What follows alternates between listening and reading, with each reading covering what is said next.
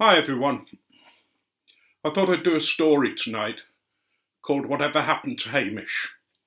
But before I do that, the housekeeping, I'm smoking my reverse calabash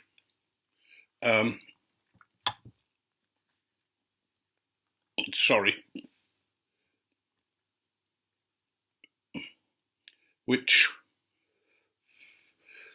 and in it I've got Peterson's Special Reserve 2016.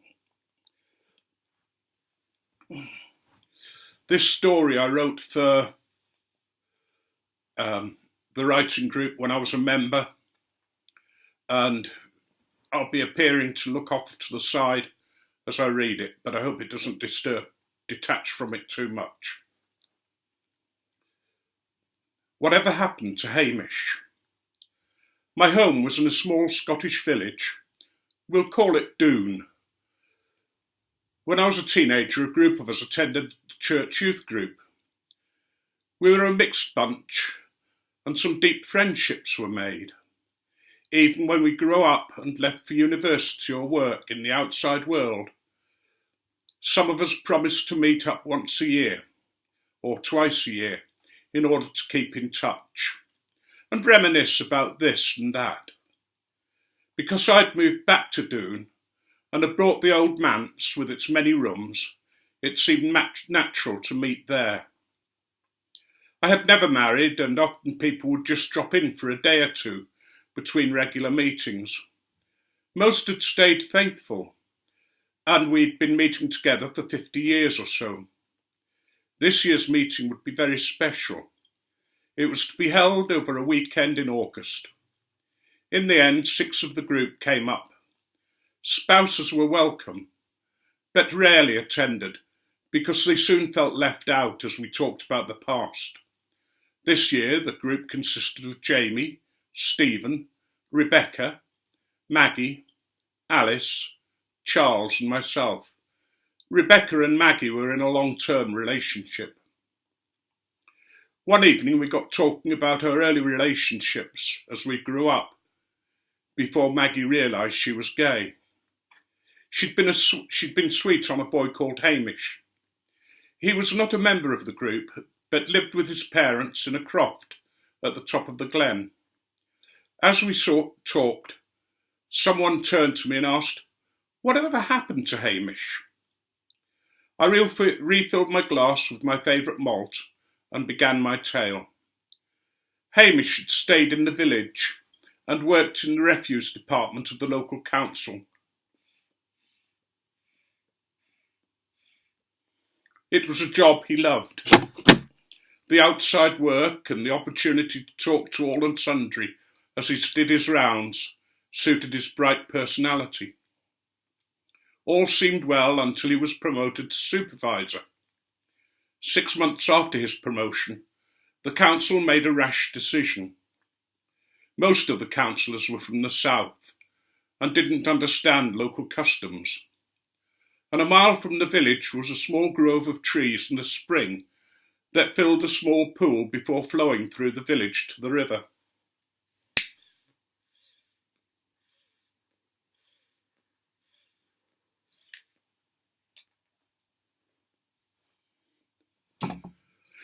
For as long as anybody could remember, the grove had its own Clooty Tree.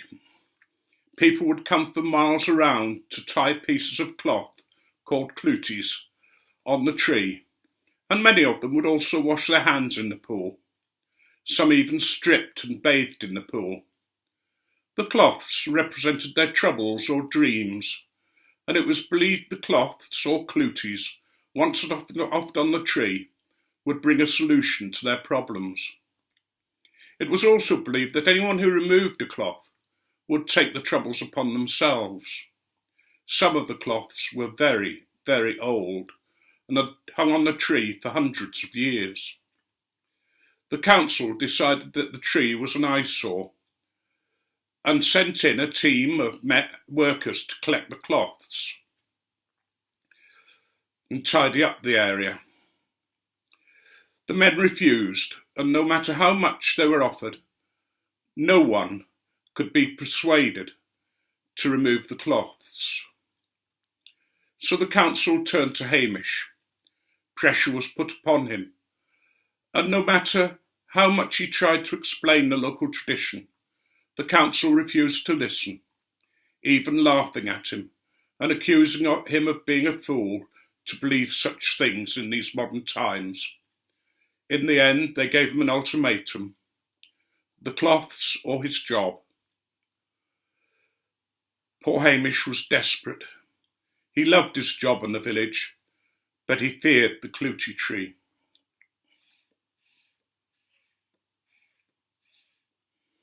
In the end, the council won, and Hamish agreed to clear the site. He thought it better to do so at night, when there would be nobody around to protest. Because no one would help him, he decided the best thing was to use a flame gun to burn the cloths from the tree.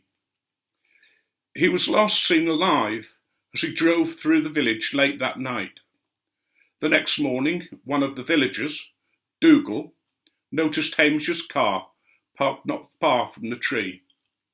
Dougal stopped and got out for a chat, but Hamish was nowhere to be seen. At the base of the tree was an open barrel of petrol and a flamethrower.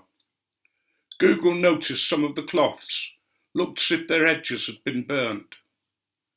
A search was made, but Hamish's body was never found. Although some said they could see a strange mark on the ground that looked like the outline of a charred body, others said Hamish had decided to leave the tree alone and look for work in the city. Whatever the outsiders may have thought, the villagers had their own ideas, and the Clooty Tree was left alone, except by those who still came to hang their troubles on the tree and wash in the pool. As I finished my tale, there was a silence in the group, and with a toast to Hamish, wherever he may be, we finished our drinks and went silently to bed, thinking about the Clooty Tree and thinking about Hamish.